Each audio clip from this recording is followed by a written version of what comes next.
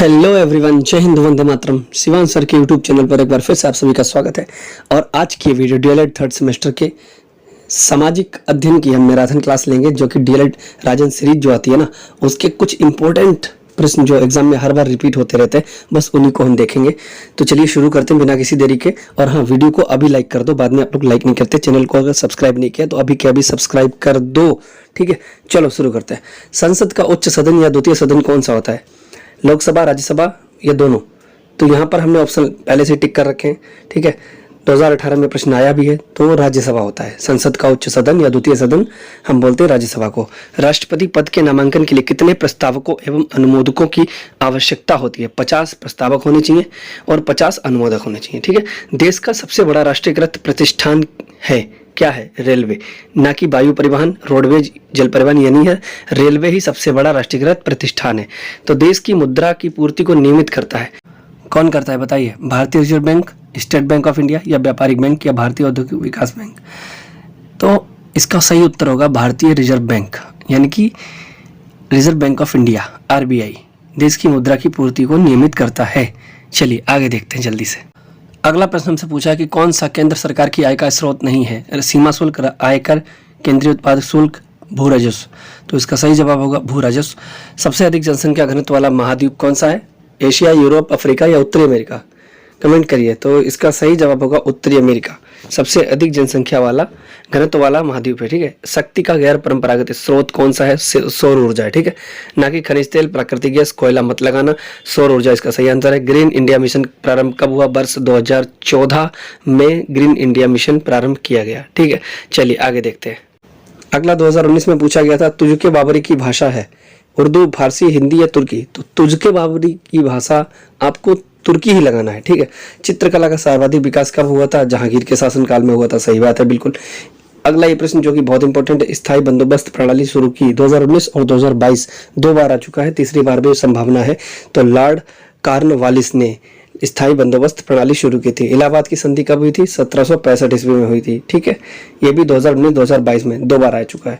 तो ये सभी प्रश्न बहुत ही इंपॉर्टेंट है, इनको ध्यान से देख लेना, ठीक है। अगर आपके पास सीरीज है या नहीं है, तब भी आप इन प्रश्नों को देख लीजिए जरूर, ये आएंगे। आपको क्या करना है, इस समय आपके पास टाइम कम है, तो आपको सिर्फ अति लघु और बहुविकल्पीय जो प्रश्न होते हैं वही अगर आपने अच्छे से कंप्लीट कर लिए, पूरी सीरीज कंप्लीट कर ली, ठीक है, अति लघु और बहुविकल्पीय की जो वस्तुनिष्ठ प्रश्न होते हैं, तो आप अच्छे नंबरों से पास हो जाएंगे। लघु पढ़ने का टाइम आपके पास ना के बराबर है। चलिए आगे देखते हैं। अगला प्रश्न है, नकदी फसल है, नकदी फसल कौन सी है? चाय, गन्ना, गेहूं, दालें? तो नकदी फसल जो है हमारी चाय है। नरोरा परमाणु ऊर्जा केंद्र स्थित है, कहाँ है? उत्तर प्रदेश में है। धात्विक पदार्थ के अंतर्गत आते हैं तांबा, लोहा, सोना, सभी आते हैं। संचार का साधन नहीं है, हेलीकॉप्टर, ठीक है। आगे देखते हैं। अब हमारे अति लघु चालू हो गए हैं। अकबर द्वारा बनवाए गए 2 किलो के नाम हमसे पूछे गए थे 2022 में, ये सभी प्रश्न आए हैं, ठीक है। तो इनको अच्छे से देख लीजिए। तो अकबर द्वारा बनवाए गए 2 किले कौन कौन से? अजमेर का किला है, फतेहपुर सीकरी है। प्लासी का युद्ध किस किस के बीच लड़ा गया? तो अंग्रेजों और सिराजुद्दौला के मध्य 1757 में लड़ा गया। यहाँ पर आपसे पूछा है किस किस के बीच लड़ा गया। अगर आप अंग्रेजों और सिराजुद्दौला लिख देंगे आपको नंबर मिल जाएगा। अगर आप ये भी लिखते हैं कि 1757 में लड़ा गया तो आपको एग्जामिनर खुश हो जाएगा, थोड़ा सा और कुछ नहीं। शाहजहां द्वारा बनवाई 2 प्रसिद्ध इमारतों के नाम लिखने हैं हमको 2022 के। 2022 में पूछा गया था ये, तो ताजमहल, लाल किला, मोती मस्जिद, इन तीनों में से कोई 2 लिख देना। द्वैत शासन व्यवस्था को किस गवर्नर ने समाप्त किया था? बहुत ही इंपॉर्टेंट प्रश्न है आपके लिए। तो इसको किया था वारेन हेस्टिंग्स ने। कब किया था? 1772 ईस्वी में, ठीक है। टीपू सुल्तान क्यों पराजित हुआ था? कई बार ये प्रश्न पूछ लेता है हमसे।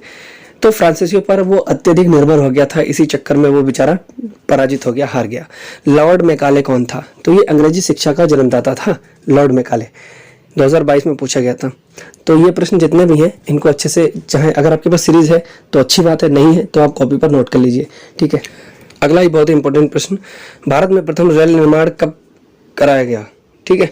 तो पहला जो रेल निर्माण कार्य था वो 1853 में हुआ था। किस गवर्नर ने विलय नीति का अनुसरण किया था? लॉर्ड डलहौजी ने किया था। संसद के स्थायी सदन का नाम हमसे पूछता है तो हम राज्यसभा लिख देंगे। उत्तर प्रदेश का उच्च न्यायालय कहाँ पर है? तो वो भैया प्रयागराज इलाहाबाद में है। निर्यात से क्या समझते हो?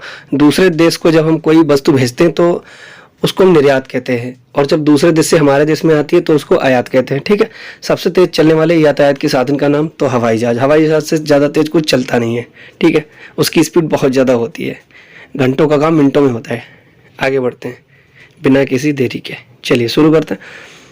स्थल मार्ग किसे कहते हैं? तो जमीन पर बने जो रास्ते होते हैं उनको स्थल मार्ग कहते हैं। छोटे सा बात लिखा हुआ है। ठीक है। जमीनी रास्ता ही स्थल मार्ग होता है। मरुस्थलीय प्रदेश किसे कहते हैं? तो ऐसा भौगोलिक क्षेत्र जहाँ पर हम बारिश कुछ नहीं होती। ठीक है। वहाँ पर सूखा पड़ा होता है, हरियाली नहीं होती, वो हमारा मरुस्थलीय प्रदेश बन जाता है, जिसको हम रेगिस्तान कहते हैं। कोयला, खनिज तेल किस प्रकार के खनिज पदार्थ हैं? 2017 में पूछा गया था। अधात्विक होता है। कोयला, खनिज तेल ये सभी अधात्विक है। सदाबहार वन किसे कहते हैं? तो उष्णकटिबंधीय सदाबहार वन ऐसे वन है जो भूमध्य रेखा के दक्षिण या उत्तर में लगभग 28 डिग्री के भीतर पाए जाते हैं। ठीक है। भारत का प्रथम नागरिक कौन है? भारत का प्रथम नागरिक कौन होता है? आपसे कोई पूछ ले तो आप क्या बताएंगे? तो भारत का प्रथम नागरिक जो है वो हमारे राष्ट्रपति जी होते हैं। ठीक है। राष्ट्रपति ही भारत का प्रथम नागरिक होता है। 2017 में पूछा गया था। चलिए बिना किसी देरी के आगे बढ़ते हैं। तो अगला प्रश्न हमसे पूछा था, संसदात्मक व्यवस्था किसे कहते हैं? तो संसदीय शासन प्रणाली वह प्रणाली होती है जिसमें विधायिका का कार्यपालिका पर नियंत्रण होता है। ठीक है। कार्यपालिका विधायिका के प्रति उत्तरदायी होती है। कार्यपालिका की नियुक्ति विधायिका से ही होती है और विधायिका के विश्वास रहने तक ही पद पर आसीन रहती है। राज्यसभा के कितने सदस्यों को राष्ट्रपति द्वारा मनोनीत किया जाता है? वेरी इंपॉर्टेंट, लिख लीजिए। 12 सदस्यों को। राज्यसभा के 12 सदस्यों को राष्ट्रपति खुद मनोनीत करता है। ठीक है। बाबर के पुत्रों के नाम हुमायूं, कामरान मिर्जा, हिंदल मिर्जा, अस्करी मिर्जा। तो अगला देखते हैं, विश्व में अधिकतर मछली क्षेत्र किस प्रकार के कटिबंध में मिलते हैं? ठीक है। सबसे ज्यादा मछली कहाँ पकड़ी जाती है? तो विश्व पश्चिमी प्रशांत महासागरीय द्वीप विश्व का सबसे बड़ा मत्स्य ग्रहण क्षेत्र है। ठीक है। जल्दी से आगे बढ़ते हैं। अगला प्रश्न है, भारत के प्रथम तथा वर्तमान प्रधानमंत्री का नाम लिखिए। तो प्रथम प्रधानमंत्री कौन थे भैया? हमारे पंडित जवाहरलाल नेहरू थे। ठीक है। वर्तमान प्रधानमंत्री कौन है? बच्चा बच्चा जानता है, श्री नरेंद्र मोदी। केंद्रीय मंत्रिपरिषद का कार्यकाल क्या होता है? तो इसका कोई निश्चित नहीं होता, लेकिन लोकसभा का कार्यकाल 5 वर्ष का होता है। तो इसी चक्कर में हम कह सके कि मंत्री भी अधिक से अधिक 5 वर्ष तक अपने पद पर रह सकता है। अंडरस्टैंड। राजस्व का अर्थ बताइए। 2018 में पूछे गए थे सभी प्रश्न। तो राजस्व जो है वो संस्कृत भाषा के 2 अक्षरों से बना है। राजन स्वा, इससे कोई मतलब नहीं है, मत लिखना। तो राजस्व का अर्थ आपको इतना लिखना है कि सरकारी आय व्यय एवं उससे संबंधित क्रियाओं का अध्ययन जो रखता है उसको राजस्व कहलाता है। डेबिट कार्ड और क्रेडिट कार्ड में अंतर हमसे पूछ लेता है, तो हम क्या लिखेंगे? जो डेबिट कार्ड होता है ग्राहक को उसकी बैंक में जमा राशि के बदले में जारी किया जाता है। ठीक है। और जो क्रेडिट कार्ड होता है वो उनको मिलता है जिनकी बैंक में मतलब साख अच्छी होती है। ठीक है। प्रधानमंत्री के कार्य लिखने हैं तो प्रधानमंत्री क्या होता है? मंत्रिपरिषद का नेता होता है। सभी विभागों के संबंध में जानकारी प्राप्त करने का उसको अधिकार होता है। वह विभिन्न विभागों के मतभेद को सुलझा सकता है। प्रधानमंत्री मंत्रिपरिषद के निर्णयों की सूचना राष्ट्रपति को देता है। ठीक है। चलिए आगे बढ़ते हैं। शिवाजी द्वारा लगाए गए 2 करों के नाम लिखने हैं हमको। तो चौथ और सरदेश मुखी ये कर जो हैं वो शिवाजी ने लगाए थे। राज्य अपहरण नीति को लागू करने वाला गवर्नर जनरल कौन था? तो ये था हमारा लॉर्ड डलहौजी। ठीक है। भारत में आने वाली यूरोपीय शक्तियों का क्रम बताना है। तो पीडीएफ, ये हमारी शॉर्ट फॉर्म हमने बनाई है, ट्रिक बनाई है। पीडीएफ याद कर लेना आप लोग, यानी कि पी से पुर्तगाली, डी से डच, ए से अंग्रेज, एफ से फ्रांसीसी। बस पीडीएफ मोबाइल में होता है ना पीडीएफ, तो वही पीडीएफ होता है। पुर्तगाली, डच, अंग्रेज, फ्रांसीसी। भारत की सबसे बड़ी बहुउद्देशीय नदी घाटी परियोजना का नाम हमें लिखना है। तो हमें क्या लिखना है? भाखरा नागल नदी घाटी परियोजना, जो कि हिमाचल प्रदेश है। ठीक है। चलिए आगे बढ़ते हैं। चलिए, वन से प्राप्त होने वाले 2 अप्रत्यक्ष लाभ जो हमें दिखाई नहीं देते। ठीक है। तो वायु प्रदूषण को कम करते हैं। भाई वनों में क्या होता है? पेड़ होते हैं, और पेड़ों की सहायता से हम क्या करते हैं? प्रदूषण कम होता है। अगर पेड़ ज़्यादा लगाएंगे तो प्रदूषण कम होगा। पेड़ कट जाएंगे तो क्या होगा? ना बारिश होगी, ना कुछ होगा, ऑक्सीजन भी नहीं मिलेगी, इंसान मर जाएगा। और भूमि कटाव मरुस्थल प्रसार को रोकती है। ठीक है। पेड़ लगे होंगे तो भूमि का कटाव भी कम होगा, और मरुस्थल प्रसार मतलब रेगिस्तान भी ज़्यादा नहीं बनेगा। ठीक है। तो खानवा का युद्ध किस किस के बीच हुआ था? हमको लिखना है बाबर और राणा सांगा के बीच हुआ था। शिवाजी का राज्याभिषेक कहाँ हुआ था? रायगढ़ में हुआ था। 1857 ईस्वी की क्रांति किस मुगल शासक के समय में हुई थी? हमसे पूछा गया था। बहादुर शाह जफर में। भारत में अंग्रेज और फ्रांसीसियों के मध्य संघर्ष के कोई 2 कारण लिखने हैं। तो क्या लिखना है? अंग्रेज फ्रांसीसी शत्रुता, वो एक दूसरे को ना अपना शत्रु मानने लगे थे और इसी चक्कर में आपस में युद्ध करने लगे थे। और दूसरा कारण हमारा है उत्तराधिकार का संघर्ष। बंगाल में दोहरी शासन व्यवस्था किसने शुरू की थी? 2019 में पूछा गया था, तो ये हमारी शुरू की थी रॉबर्ट क्लाइव ने। बंगाल में दोहरी शासन व्यवस्था रॉबर्ट क्लाइव ने शुरू की थी। चलिए आगे बढ़ते। अगला बहुत ही इंपॉर्टेंट प्रश्न जो हमसे पूछा गया था, भारत में हरित क्रांति के जनक कौन थे? तो ये थे हमारे डॉक्टर एम.एस. स्वामीनाथन। यहाँ पर लिखा है कि नोबेल पुरस्कार विजेता प्रोफेसर नॉर्मन बोरलॉग, ये विश्व में थे, ठीक है, लेकिन भारत में अगर पूछा जाए तो डॉक्टर एम.एस. स्वामीनाथन है। स्थल मार्ग के लिए 2 साधनों के नाम लिखना है, जल मार्ग, सड़क, रेल। और यहाँ पर यह भी लिख सकते थे स्थल मार्ग के किन्हीं 2 साधन, रेल तो है, कार भी हो सकता है, बस, ट्रक भी हो सकता है, ठीक है। साधन ही की तो बात पूछी है, स्थल मार्ग के साधन। तो सौर ऊर्जा से क्या अभिप्राय है? सौर ऊर्जा वह ऊर्जा है जो सीधे सूर्य के द्वारा प्राप्त की जाती है। सूर्य की ऊर्जा को विद्युत ऊर्जा में बदलने को ही सौर ऊर्जा कहते हैं, ठीक है। जो सोलर पैनल लगा होता है घर पे, सूर्य लाइट, वही सिस्टम है इसका। मजबूती के आधार पर लौह धातु कितने प्रकार का होता है? हमको बताना है। 2019 2022 में 2 बार पूछा गया है, बहुत ही इंपॉर्टेंट प्रश्न है। लौह धातु 4 प्रकार के होते हैं। कौन कौन से होते हैं? मैग्नेटाइट होता है, हेमेटाइट होता है, लिमोनाइट और सिडेराइट होता है, ठीक है।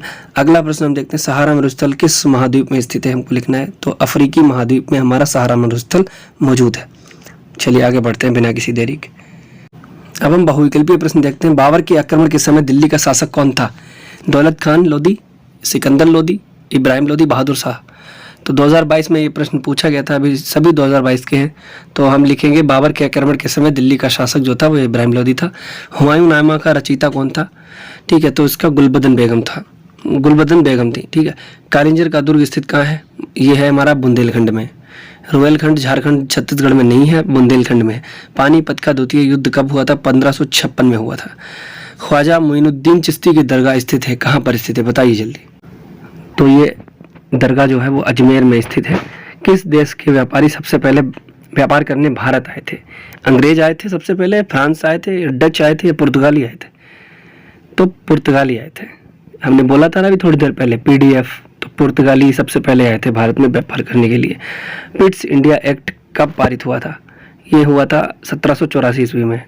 2 बार पूछा गया है, देख लेना एक बार, 2022 2019 में। सती प्रथा का अंत कब हुआ था? यह हुआ था हमारा 1829 में। भारत में डाक विभाग की स्थापना कब की गई? 1851, 1853 या फिर 1852 या 1854? तो सही जवाब होगा इसका 1854 ईस्वी में डाक विभाग की स्थापना की गई। अगला प्रश्न है, राज्यसभा का पदेन सभापति यानी कि अध्यक्ष कौन होता है? राष्ट्रपति, प्रधानमंत्री या उपराष्ट्रपति या मुख्य न्यायाधीश? तो इसका राज्यसभा का पदेन सभापति अध्यक्ष जो है हमारे उपराष्ट्रपति जी होते हैं, ठीक है। 2019-22 में पूछा गया था। रूबी क्या है? ये अभ्रक है, लोहा है, तांबा है, कोयला है, क्या है? तो रूबी जो है वो अभ्रक है। भारत में कितने राष्ट्रीय जलमार्ग हैं? तो वो हमारे 4 हैं, ठीक है। निम्नलिखित में से कौन संचार का साधन नहीं है? टेली कॉन्फ्रेंसिंग, इससे भी कम्युनिकेशन होता है। इंटरनेट, इससे भी होता है। ईमेल से भी होता है। हेलीकॉप्टर से कहाँ होगा भाई? हेलीकॉप्टर तो वो उड़ने वाला होता है सिस्टम, उससे कहाँ कम्युनिकेट करेंगे। भारत में शासन का प्रमुख होता है राष्ट्रपति, ठीक है। तो इसमें संचार का साधन कौन सा नहीं है? हेलीकॉप्टर नहीं है। और भारत में शासन का प्रमुख होता है राष्ट्रपति होता है, ठीक है, शासन प्रमुख।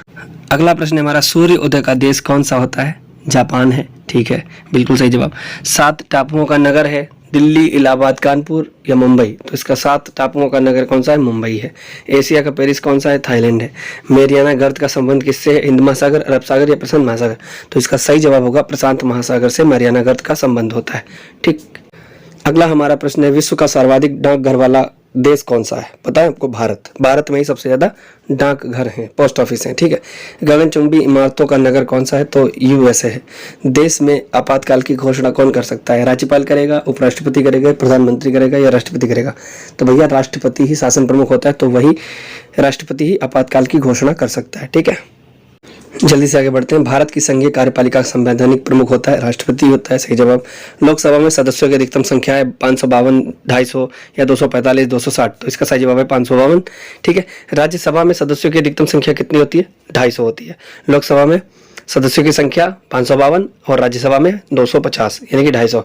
पिंडारियों के उन्मूलन का श्रेय किसको जाता है? लॉर्ड हेस्टिंग्स को जाता है। तो फिर से बहुत ही इंपॉर्टेंट प्रश्न हमारे सामने है। 2017-2019 में पूछा गया कि अकबर के दरबार के प्रमुख संगीतकार था, कौन था? बीरबल, या तानसेन या अबुल फजल राजा टोडरमल? तो सही जवाब है इसका तानसेन। तानसेन जो थे वो अकबर के दरबार के प्रमुख संगीतकार थे। पानीपत का युद्ध किस किस के बीच लड़ा गया? बाबर और इब्राहिम लोदी के बीच लड़ा गया, हम जानते हैं, ठीक है। तो सिराजुद्दौला तथा क्लाइव के बीच लड़ा गया कौन सा युद्ध? प्लासी का युद्ध लड़ा गया, सही जवाब। अगला प्रश्न, सहायक संधि प्रणाली का प्रयोग किया? लॉर्ड वेलेस्ली ने किया था, सही जवाब यही हो जाएगा हमारा। चलिए आगे देखते हैं जल्दी से। अगला प्रश्न हमसे पूछा है, प्रसिद्ध गिर वन कहाँ स्थित है? तो ये हमारा है गुजरात में स्थित है, 2017 में पूछा था। रबड़ किस प्रकार के वनों का वृक्ष है? सदाबहार वन का। चिपको आंदोलन संबंधित है किससे? वनों की रक्षा हेतु संबंधित है। चलिए जल्दी से आगे बढ़ते हैं। चलिए बहुत इंपॉर्टेंट प्रश्न, ग्रैंड ट्रंक रोड जिसको हम जीटी रोड बोलते हैं, उसका निर्माण किसने कराया था? अलाउद्दीन खिलजी ने, बाबर ने, हुमायूं ने या शेरशाह ने? ठीक है, तो इसका सही जवाब होगा जीटी रोड का निर्माण जो है वो शेरशाह ने करवाया था। मुगल काल में चित्रकला का उत्कर्ष हुआ था, ठीक है। अकबर के शासनकाल में, हुमायूं के, शाहजहां के या जहांगीर के? तो जहांगीर के शासनकाल में चित्रकला का उत्कर्ष हुआ था। अंग्रेजों तथा फ्रांसीसियों के मध्य कर्नाटक में कितने युद्ध हुए थे? 3 युद्ध हुए थे। भारत में अंग्रेजी साम्राज्य के संस्थापक कौन थे? क्लाइव थे, ठीक है। तो अगर आपने यहाँ तक वीडियो देख ली है तो आपको क्या करना है, आपको पता है। वीडियो को प्लीज़ लाइक कर दीजिए, एक प्यारी सी कमेंट ज़रूर करना। आप लोग पढ़ाई कर रहे हैं, स्टूडेंट हैं, तो एक बात याद रखिए, हिम्मत रखिए, हौसला रखिए, खुद पर भरोसा रखिए, मंजिल आपको ज़रूर मिलेगी। और कहने वाले तो कहते रहते हैं यार, रिश्तेदार, परिवार, यार दोस्त सभी कहते रहते हैं, जब तक आप कुछ कर नहीं लेंगे आपको लोग ताना मारते रहेंगे। लेकिन जिस दिन आप सक्सेसफुल हो गए ना, आपको सफलता मिल गई, आपने अपना लक्ष्य हासिल कर लिया, तो यही लोग आपके सामने सर झुकाएंगे और आपसे हाथ मिलाएंगे। ईंट ईंट से मकान बनते हैं और ठोकरें खाकर ही हम इंसान बनते हैं। तो इसीलिए हिम्मत नहीं हारनी है, खुद पर भरोसा रखना है और अच्छे से एग्ज़ाम पेपर देना है। और करना क्या है, आपको क्या करना है? लाइक करना है वीडियो को, शेयर करना है वीडियो को दोस्तों के साथ, एक प्यारी सी कमेंट करनी, और चैनल को अगर अभी तक सब्सक्राइब नहीं किया तो जल्दी से सब्सक्राइब कर लो और वीडियो देखने को मिलेंगी बढ़िया से बढ़िया। तो चलिए मिलते हैं फिर किसी और वीडियो में। लेकिन हाँ, अगर आप हमसे जुड़ना चाहते हैं तो हमें इंस्टाग्राम पर फॉलो कर लीजिए। इंस्टाग्राम का यूज़र नेम हमारा है @शिवानसर। टेलीग्राम चैनल भी हमारा @शिवानसर नाम से चैनल है, ठीक है। लिंक आपको डिस्क्रिप्शन में मिल जाएगी, जाइए और फॉलो कीजिए और टेलीग्राम चैनल को ज्वाइन कीजिए। मिलते हैं फिर किसी नई वीडियो में, तब तक के लिए जय हिंद, वंदे मातरम।